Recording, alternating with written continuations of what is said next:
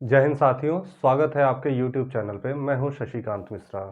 साथियों, आज हम लोग बात करेंगे यूपी ट्रिपल एससी के इस साल की जो सबसे महत्वपूर्ण भर्तियां हैं उनके बारे में। उनकी तैयारी कैसे किया जाए, कैसे प्लान करके तैयारी की जाए ताकि आपका सफलता का 100% गारंटी हो सके।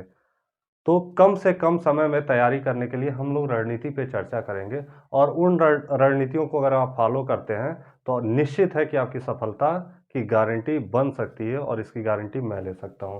तो साथियों, जैसा कि आप देख रहे हैं कि इस साल जो मेन भर्तियां हैं जो ज़्यादा हाईलाइटेड हैं वो है एक वीडियो री एग्ज़ाम 2018। तो वीडियो का जो एग्ज़ाम 2018 में होता है वो कथित कारणों से कैंसिल हो गया था, जिसका री एग्ज़ाम होना सुनिश्चित है। अभी इसका डेट नहीं आया तो इसके बारे में अभी बहुत ज़्यादा हम लोग डिटेल में नहीं जा सकते, कुछ बता नहीं सकते। लेकिन अभी तत्काल जो न्यूज़पेपरों में और अन्य माध्यमों पे के माध्यम से छाई हुई है लेखपाल भर्ती 2023, ऐसा न्यूज़पेपरों में भी देखने को आया और तमाम माध्यमों से भी पता चल रहा है कि लेखपाल भर्ती 2023 में कम से कम 12,000 रिक्त पद हैं। 12,000 रिक्त पद है और ये डिपेंड करता है कि आगे चल के ये और भी बढ़ सकता है, इसमें वृद्धि भी हो सकती है। तो अगर हम वृद्धि ना भी देखें, अगर 12,000 भी पोस्ट देखें तो यह एक बहुत बड़ी भर्ती है, 12,000 लेखपाल की भर्ती। और जो भी बच्चे जो सीरियस हैं यूपी ट्रिपल एससी के एग्जाम्स को लेकर, जिनका पेट में 70 से ऊपर नंबर्स हैं, वो निश्चित ही इसको लेके गंभीर होंगे, सीरियस होंगे। और तैयारी आपकी कैसे है ये प्लानिंग वो डिपेंड करता है कि आपकी सफलता क्या रहेगी। तो उस प्लानिंग के हिसाब से जब चलेंगे, उस फ्रेमवर्क में चलेंगे तो आपकी सफलता की गारंटी निश्चित होती है। भेड़ चाल में अगर चलते हैं, हर तरीके की जानकारी आप इकट्ठा करना चाहते हैं तो हो सकता है कि वो फिजूल की चीज़ों से आपका दिमाग भर जाए और वो सिलेक्शन दिलाने में कामयाबी ना हासिल हो सके। तो हमें विद्यार्थियों ये याद रखना चाहिए कि हमको उसी फ्रेमवर्क में जो सिलेबस है उसके अंदर रह के ही चीज़ों को तैयारी करनी चाहिए, जिससे हमारी सफलता सुनिश्चित हो सके। तो ज़्यादा समय ना बर्बाद करते हुए हम लोग देखते हैं कि जरूरी टॉपिक्स क्या क्या है और कैसे उन पे हमको फोकस रखना है ताकि तैयारी अच्छे से हो सके। तो पहला, आप लोगों को मालूम है कि लेखपाल में जो मेंस का जो पेपर होता है उसमें पहला जो पोर्शन होता है मैथ्स का, वो जनरल गणित जो कहते हैं, सामान्य गणित।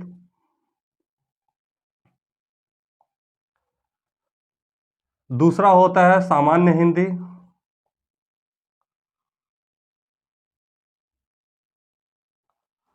तीसरा होता है सामान्य ज्ञान। और चौथा होता है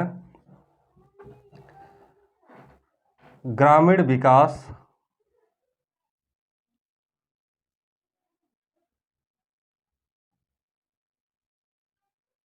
विकास या योजनाएं। ये 4 टॉपिक्स होती हैं मेंस में, सामान्य गणित, और लगभग 25-25 क्वेश्चन सबसे आते हैं। ये भी आपको पता होगा जब सिलेबस देखेंगे तो। विद्यार्थियों, आजकल के तैयारी करने वाले किसी भी विद्यार्थी के लिए ये समझ पाना कि गणित कैसा तैयार करें, हिंदी कैसा तैयार करें और सामान्य ज्ञान किस तरीके का तैयार करें, इसमें उतनी दिक्कतें नहीं आती हैं, क्योंकि आपको जानकारियाँ तमाम इंस्टीट्यूशंस हैं, तमाम यूट्यूब चैनल्स हैं या तमाम बुक्स हैं मार्केट में जिसके द्वारा आपको इन सब टॉपिक्स के बारे में ज्ञान हो जाता है और अच्छे से आप पढ़ाई कर लेते हैं। जो मेन फंसता है वो आ जाता है हमारा ग्रामीण विकास और योजनाओं पे। आपने देखा होगा कि अभी जो भर्ती हुई थी 2022 में, एग्जाम हुआ था लेखपाल भर्ती में, उसमें सबसे ज़्यादा जो बच्चे फंसे हैं वो ग्रामीण विकास और योजनाओं पे ही लड़के फंसे हैं और इसी को लेकर तमाम आपत्तियां भी दर्ज कराई गई हैं। लड़कों के जो नंबर हैं वो गणित, सामान्य हिंदी और सामान्य ज्ञान में अच्छी हैं, लेकिन जो बच्चे इन तीनों टॉपिक्स में अच्छा करने के बावजूद भी इसमें योजनाओं में जाके नंबर उनके कम हो गए, जिसकी वजह से वो बॉर्डर लाइन केस पे आ गए या नंबर उनके कम हो गए। तो इस चीज़ पे अगर आप फोकस कर लेते हैं, अगर आप सीरियस हैं लेखपाल भर्ती को लेके, तो ग्रामीण विकास और योजनाओं पे अगर आप कवर कर लेते हैं तो आपका सिलेक्शन जो होगा पक्का होगा, क्योंकि ये मेरिट भी बढ़ाएगा और साथ ही साथ आपको 100% सफलता की गारंटी भी देगा। और इसको तैयार करने का बहुत आसान माध्यम है, अगर आप लग जाएं तो 1 से 1.5 महीने होता है कि आपको पूरा योजनाएं कंठस्थ हो सकती हैं, अच्छे से तैयार हो सकती हैं, और उन योजनाओं से अलग आपको कोई भी क्वेश्चन एग्जाम में नहीं होगा। उस योजनाओं के बारे में कहाँ से आप तैयार करें, कैसे तैयार करें, उसके बारे में हम देंगे, और उन जो बुक्स के बारे में बताएंगे उनका डिस्क्रिप्शन बॉक्स में भी हम उनका नाम जो है सजेस्ट कर देंगे, ताकि आप उनको रेगुलरली अध्ययन करें और जनवरी से स्टार्ट कर दें, जनवरी माह से पढ़ना, और जब तक एग्ज़ाम नहीं होता हर महीने वो लेके पढ़ते रहेंगे तो आपकी योजनाएं अच्छी तरीके से तैयार हो जाएंगी। तो सबसे पहली बात वो है ग्रामीण विकास और योजनाओं में कि हमें कौन सी योजनाओं को पढ़ना है। ये ध्यान रहना बहुत ही जरूरी है कि किन योजनाओं को हमको पढ़ना है, क्योंकि बहुत सारी योजनाएं होती हैं। ग्रामीण विकास जो टॉपिक है ये सेंट्रल के साथ साथ केंद्रीय सरकार के साथ साथ राज्य सरकारों के भी ऊपर डिपेंड करता है कि केंद्र के साथ साथ राज्य भी योजनाएं बनाते हैं। तो पहली बात ये रहना चाहिए कि हमको किन योजनाओं को पढ़ना है। तो याद रखें विद्यार्थियों कि उसी राज्य की योजनाएं पढ़ें जिस राज्य का आप एग्जाम दे रहे हैं। अगर आप यूपी SSSC का एग्जाम दे रहे हैं तो यूपी में जो योजनाएं कार्यरत हैं उनके बारे में पढ़ें, और अगर आप एमपी के बारे में एमपी एग्जाम की तैयारी कर रहे हैं तो वहां की जो योजना है उनके बारे में आप तैयारी करें, उनके बारे में जानकारी लें। उसके साथ साथ केंद्रीय सरकार की जो योजनाएं हैं, केंद्रीय सरकार की योजनाएं, उन योजनाओं को भी पढ़ना पड़ेगा, क्योंकि केंद्र सरकार की जो योजनाएं होती हैं वो सभी राज्यों पे एक बराबर लागू होती हैं। तो इसलिए केंद्र सरकार की योजनाएं और दूसरा राज्य सरकार की योजनाएं, जिस राज्य का आप एग्जाम दे रहे हैं, तो आपका लेखपाल यूपी में है तो यूपी सरकार की जो भी योजनाएं हैं उनको आपको पढ़ना होगा। केंद्रीय सरकार की योजनाएं जैसे आप उज्ज्वला योजना के बारे में सुने होंगे, हर घर नल योजना सुने होंगे, ऐसी तमाम योजनाएं हैं जो केंद्र सरकार द्वारा चलाई जाती हैं और बहुत ही ज्वलंत होती हैं, वो पूछी जाती हैं। और राज्य सरकार के द्वारा भी योजनाएं तमाम चलाई जाती हैं, उनके बारे में भी पूछा जाता है। तो राज्य सरकार की योजनाएं केवल आपको यूपी पढ़ना है और किसी राज्य की योजनाएं नहीं पढ़नी है। तो यूपी की योजनाएं और साथ साथ में केंद्रीय सरकार की जो ग्राम विकास से रिलेटेड योजनाएं हैं उनके बारे में पढ़ना है। अब ये मैटर करता है कि हमें ये पढ़ना कैसे है, कैसे हम इसके बुक्स को प्रीफर करेंगे, कहाँ से लेंगे। तो याद रखें विद्यार्थियों, 2 बुक्स मैं सजेस्ट कर रहा हूँ, अगर वो बुक्स आप पढ़ लेते हैं रेगुलरली तो आपके सारी योजनाएं तैयार हो जाएंगी। पहला एक है कुरुक्षेत्र